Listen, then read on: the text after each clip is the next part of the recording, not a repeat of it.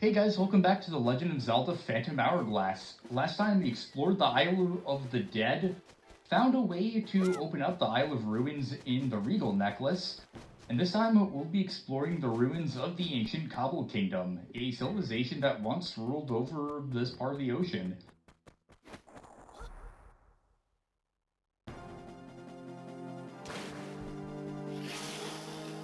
I was about to make a joke about how did they manage to conquer the ocean when their best forces were choo-choos, and I'm just eating my words because, yeah, it wasn't a battle against choo-choos like I was expecting.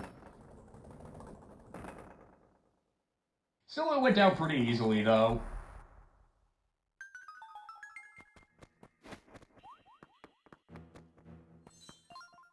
To those with power, the path to the kingdom will bring glory. Path to the kingdom, huh? So, no shit. I think he said that we should see the third eye Brimure, right? He indeed said that, so let's see if we can find wherever Brimure is. Or Brimure, I don't know exactly how to pronounce it. But something tells me it's going to be in one of the 4 pyramids on this island. This is a bit of a maze. Well, this right here is literally a maze since it's, well, a flooded labyrinth. There are going to be rupees all over the platforms, and you have to judge which leaps you can make and which ones you can't. Some of these rupees will actually be rupee likes. You can tell which ones are real and which ones are fake by using your boomerang. And there are also tablets in the water that we can do nothing of.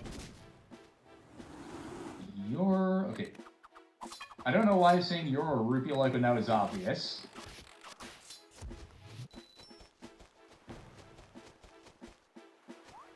Yeah, there's nothing over this way.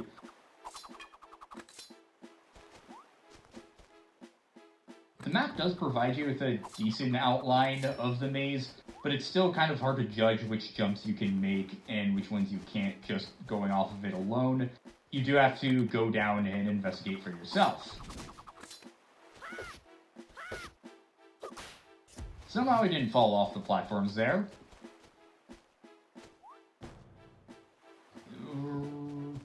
No, you can't make that. And that's also a fake rupee. So we'll have to find a different route. You can go over here.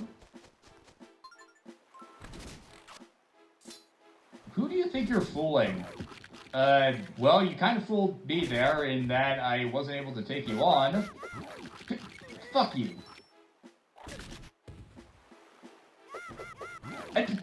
I was...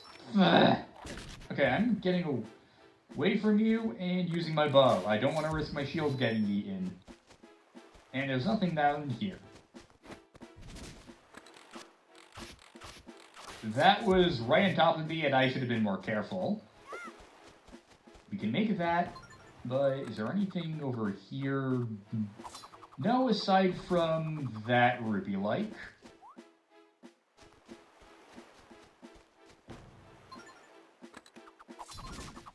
Boomerang arrows. We are kind of running low, so I hope we find a way to restock soon. Nothing here. There's definitely something there, but we can't get to it. At least the last rupee was real. Also, there's nothing this way. That's the end of the maze for now.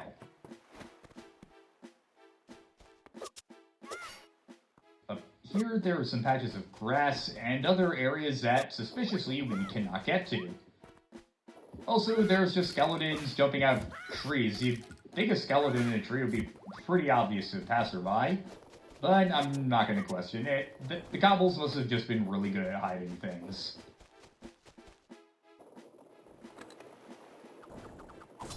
I knew it was gonna be a rupee, like, how did I know?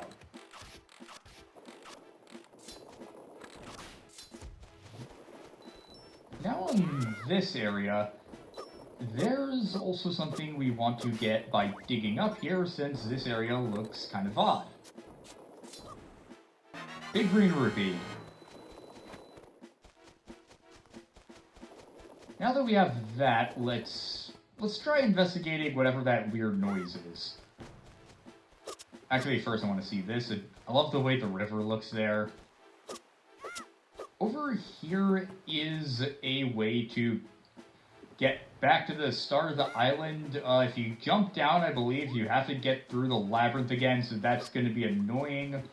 But I want to see everything there is to see here. No Stolfos there, just some motion.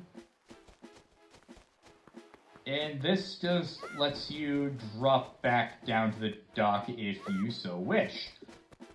But actually, there's also this area where there's not really anything to do. I don't think we can actually send a bomb over there, can we? No. Alright, back to where we were. We want to go up here.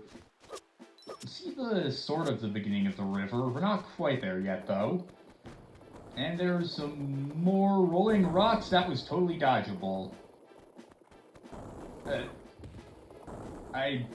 What am I doing? Okay, let's leave around there. If we see one coming, we should just sit back and observe it instead of trying to run. I was going up on the stairs! Fuck you! Okay, got that. And there's nothing over here. Now that we're on the top of this ledge, we can just walk on by it. And there's the first of the pyramids we were looking for. No, there's nothing here. That's odd. It looks like there would be. But here on this really narrow platform in the middle of the sea, we can finally enter the temple. Premier's Temple. Impressive ruins they got here. I wonder if the pyramidal is here. I love the design of this obelisk, and the sprite on the touchscreen is also pretty cool. Let's get the King's Key so we can wake up this land from its long sleep. I believe that is an accidental sequence break because we are not supposed to know about the King's Key yet. These amazing ruins means that you don't set... That honestly almost reads like Cielo was intentionally supposed to have brain damage there, because that was all things that were explicitly told to us. Anyway, let's talk to Brumur. This is the Cobble Kingdom, land of the Sea People that was destroyed long ago. I am one of the 4 knights who serve under the king. I am the 3rd knight, Brumur. I defend the seal of the land. You, boy of the regal necklace. Something from where King Muto sleeps is needed? Yes. So you seek the pure metal to forge a sacred sword and slay a great monster. Our King Muto did have that pure metal you seek. But a monster entered his temple, awakening him from his sleep. He is enraged. Can you enter his temple and slay the monster? Can you calm the king's great rage? Yes. Well then, show us how you can defeat the monster and soothe the angry king. Once the king has calmed down, I believe he will be willing to hear your story. To enter the great temple of King Muto, the sealed land must be resurrected. Meet the 2nd knight, Doylin, who sleeps in the temple to the island's east. That temple is treacherous, but if you can overcome it, he will acknowledge you. I'll open another path for you. Let it lead you.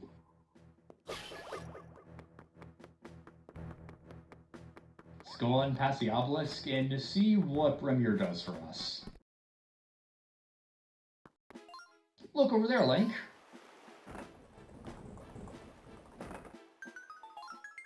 That's the path Brumur mentioned. Now, can we get to the 2nd night? Indeed we can. This opens up the eastern side of the island for us. Let's cross over the boulders. Mini blends, of course. There's nothing here except for some water. But we actually want to go up here onto this ledge for another secret that's kind of obscure. This tree here, I said this tree here, has a big red rupee. Now let's go here, kill this Miniblin, kill this Miniblin, kill this Miniblin. What's over this way? Just some grass? Okay. We can jump back down if we want to go back to the dock, but we really don't, because we'll have to go through all that again in order to get back here. And now into a stony area, I guess. Yeah, there's Stalfos that can send stuff to us. If you want to kill them, just hit them with the boomerang, I guess. A couple times, knock their skulls into the water, and that does the trick. Nothing there. I have to wonder why that section of the map that's sticking out into the water exists, since we can't go up there. And there's no enemies on it either, which is odd. More mini-blins. Is there anything here? No. And all of that is actually more or less just a way to backtrack and get an easy path back to Brimir's temple. There's this place, and we do not want to go onto it, so we'll go back to the beginning of the ruined area. Well, the stony area, because this whole place is literally called the Isle of Ruins. Over here, we jump up. I actually didn't notice that guy at first because he kind of blended in with the shade of the blocks. I almost avoided that. Die. Again. I made that joke last time, but it still applies. That was close.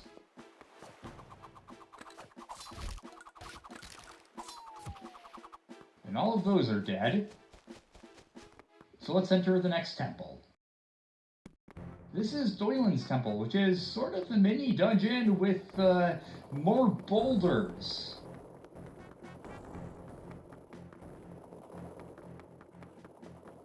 And also arrows that shoot out at you. In order to get by it, just have your shield pointed, and there you want to just roll. Yeah, and there's also a trap door there. Just mark it. And surprisingly, we made it through a boulder segment without getting hit for once, which is probably a new first. Die. Die. Get the rupee.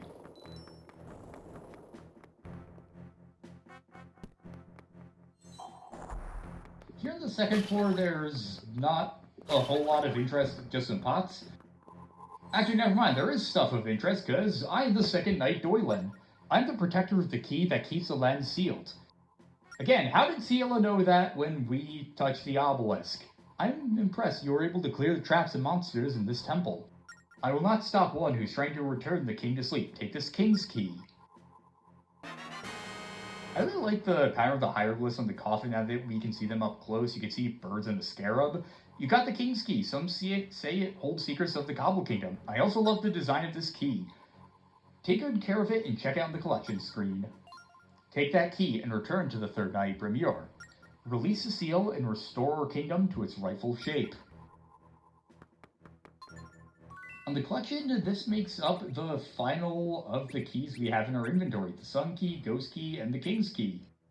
Along with the Regal Necklace, which doesn't really fit in. Just like me. I don't think there's any alternative way we can get back to Brimir's temple. So maybe we should have saved this path for later. Too late to do anything about it now, I guess. Back at Brimir's temple.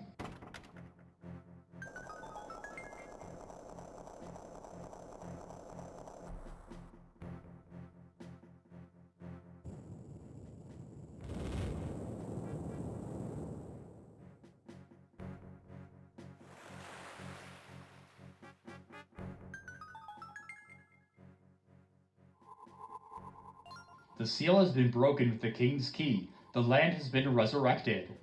Take the new path and meet the first knight, Max. I have to say, honestly, the names for the knights sound more like frat dudes than actual knights. No offense to anyone with those names, though. I just think it's funny that they don't sound like typical knight names. The names we see here are actually based on characters from Majora's Mask. Amazing! Look, Link, the shape of the island is changing. Half the island that was underwater is now floating. The water's drained away. Let's get down, Link. This island was Wet Dry World all along, and there's a whole bunch of stuff we can do now. You can access Max's temple first, but even before that, there's now a cave here that we couldn't access before. There actually exists an unused version of this cave where it's half flooded, hinting that at one point in development you would have been able to come here before the water level fell, and you could come in here. There's another wisdom gem in here. But anyway, what I was saying about the names. The knight and the king are named after the group of carpenters in Clocktown Majora's Mask. Their names were Brent, Bremore, Doyle, and Mac, and their leader was also named Muto. So you can see how they paid homage to Majora's Mask here by naming these characters after them, and I think it's really cool when they do that. Now here, there's a chest with a big green rupee. And around the base of this segment of the aisle, I'm not sure if there's a ton of stuff to do aside from dodging these boulders. And there is a new segment we can go to. Actually, what's here? Oh, nothing. I don't think there's anything in the path leading back to Premier's temple, but I have to see. There's some boulder stuff there. And some Stalfos. Die. Green rupee? There. Die again. Nothing down here. Is that really it? This looks like the perfect place to hide something. Yeah, I guess that's really it. There's nothing else here aside from that big green rupee. Okay, that's just unfair. Now the boulders start rolling. Also, now that the water level's down, we can finally access this area where we have to push some boulders around. Nothing we can do there. Up here, we can, free this boulder. I actually didn't even know you could roll by it. It destroys the other boulder and allows us to go here. The main gimmick here is that you have to line up the boulders to destroy more boulders.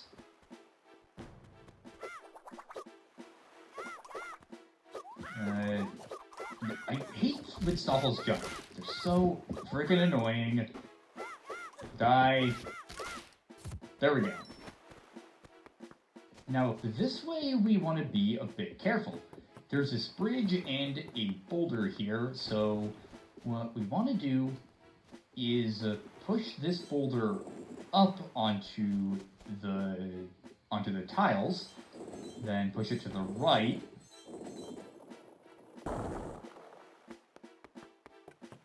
So now we can make it onto this really narrow ledge, go into another scene entirely, and get our 18th Wisdom Gem. Also, we can break this boulder again to fill up our heart. And in order to make our way forward, we have to use this boulder again to break the other one. If you want to get the boulder to respawn, just leave the area and come back.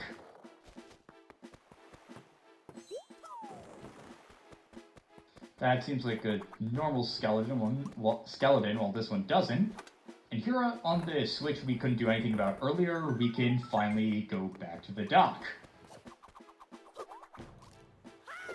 Take care of Stalfos.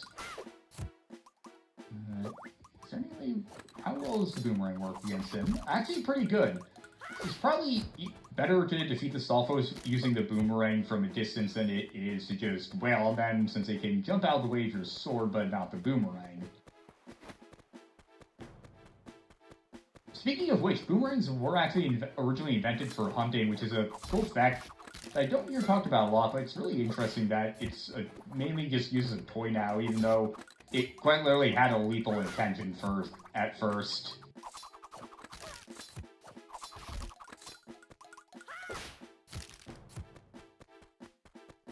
That seems like all the Stalfos.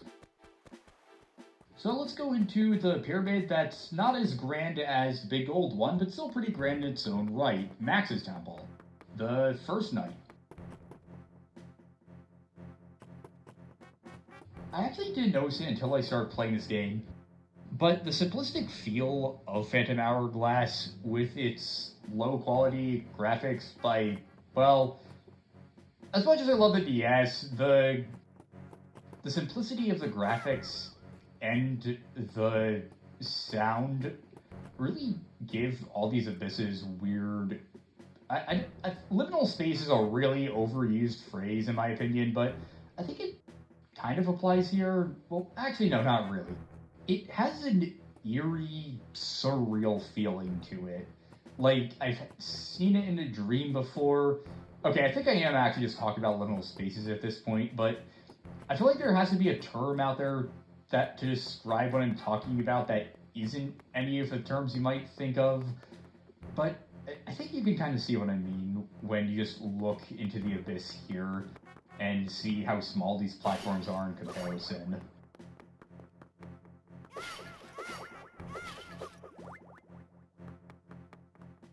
Actually, this definitely wasn't intentional, but I like that we found hearts in the jars here, considering that the ancient Egyptians used canopic jars to store literal hearts and other organs in.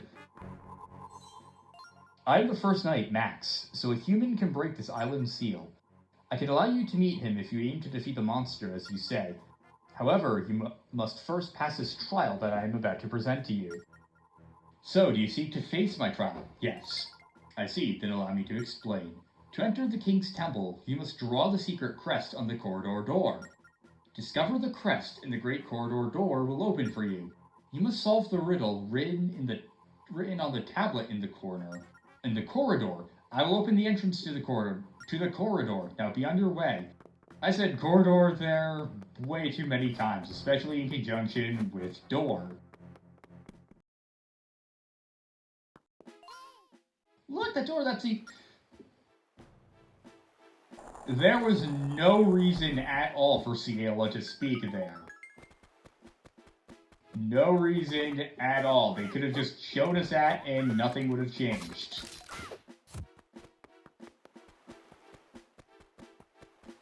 Nothing to find over here.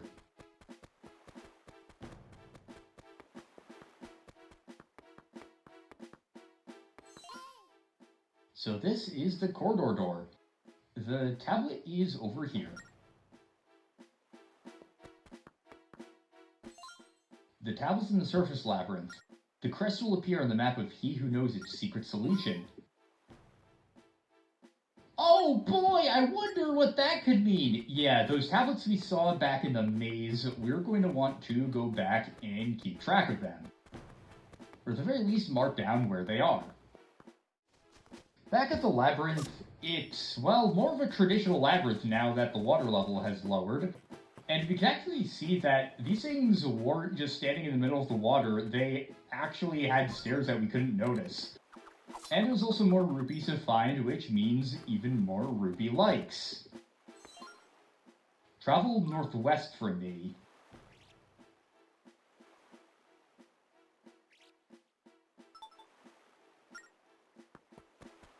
Got that down.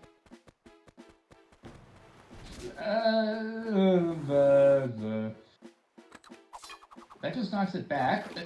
Damn it. Yeah, let's get away. Run away. We still don't have a ton of arrows, but the bombs take care of them easily too. 5 stars. Travel north from me. 5 north. The path of the stars will reveal the crest. You can kind of figure out what we have to do. We have to mark down the order. We have to mark down the tablets in increasing the star order, and that forms a symbol. There's nothing around here. But there is this, which means we can access this area we couldn't before. Travel east of me. All begins and ends with me. So this is the first tablet that you may not notice because it's technically not in the labyrinth. It's a clever way of hiding it. There's also nothing there.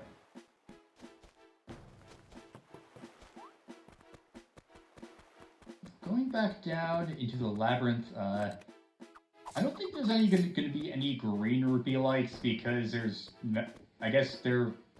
Actually, I wonder if in this universe, if the higher value rupee lights have an evolutionary advantage over the lower ones because it's more likely that prey will go for higher value rupees. Interesting thing to think about. 4 stars, travel southwest of me. Travel southwest from me. The path of the stars will reveal the crest. And nothing in here. Before we go down again, there's also this area up here that we didn't get. And it seems like there's a tablet here. Okay, thankfully the lower value like there, the lower value rupee there was the rupee like. I have no idea how I hit it there.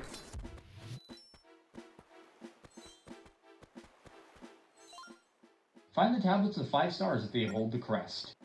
That's a fake out one to make you think it's supposed to be the first star, but the first star isn't even in the labyrinth. This goes back to where we started, it seems. So I stand corrected, there are green rupee lights. And yep, it's right where we were. Okay, let's, which one's gonna be the like? I actually didn't see there.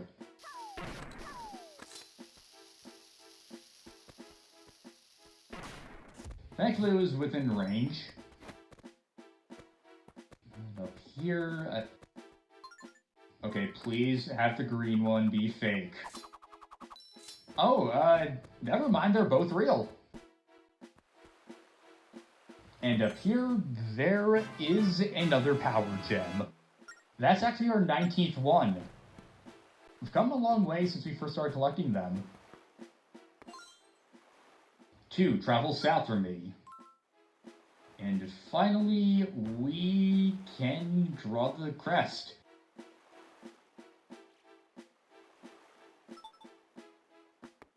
That was a bad rendition of it, but it works. And it seems like we have another fake out one here.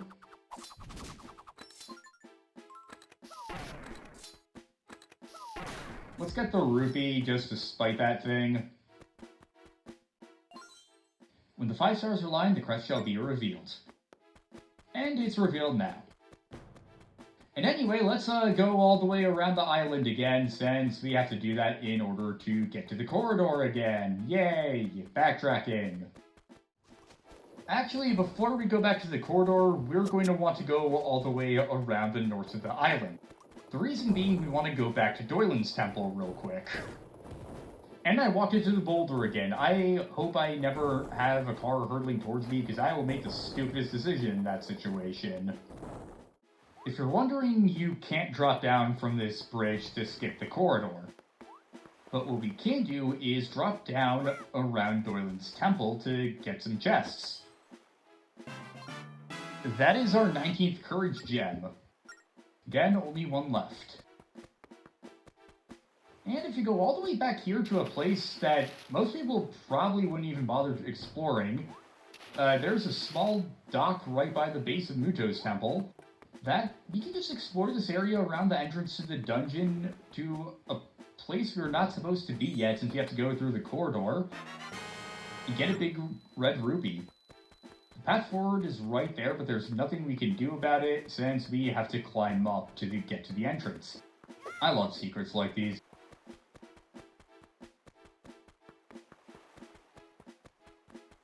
I don't think there's anything around this way. There isn't. So in order to get back, we have to go around Doylin's temple and go to the south to that really big field that's, again, just completely and very easily missable. Also a bunch of rupees. Okay, I'm surprised none of those were rupee lights.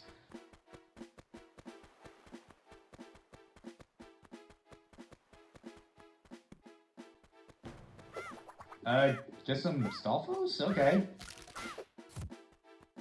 No, I didn't want to leave. Yeah, I guess that's it. Just some Stalfos. I wonder why they were told to guard here of all places, unless this is, like, the spot where they died. Now that we have everything at Doylin's temple, we could just go back down to Max's temple. The boulder puzzle north of here doesn't respawn, but this one does. I guess it's to give you more chances to get the gem. Not entirely sure about that, though.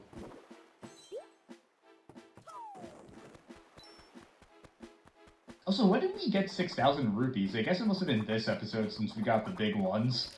But I swear last episode we were still below the 4,000 mark. Anyway, one of these panels again, and by connecting the dots here, that bottom thing wasn't very good, but still counted.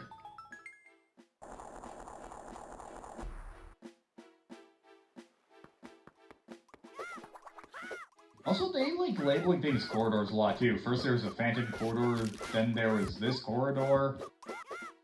You can even see the crest along the walls too. That guy is basically useless against us.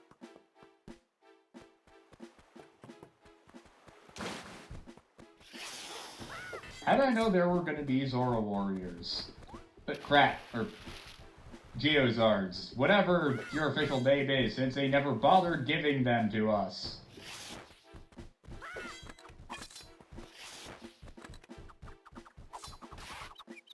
You're stunned, and now you're dead.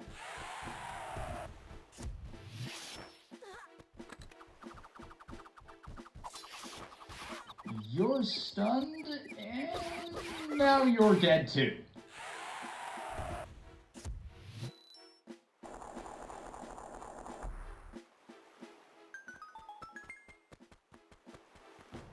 Now that that's done, we've explored the Isle of Ruins and reached the entrance to King Muto's temple. It also looks like the Triforce here. Kind of. And there's like the sunburst pattern above the entrance. And also these squiggles look really cool too.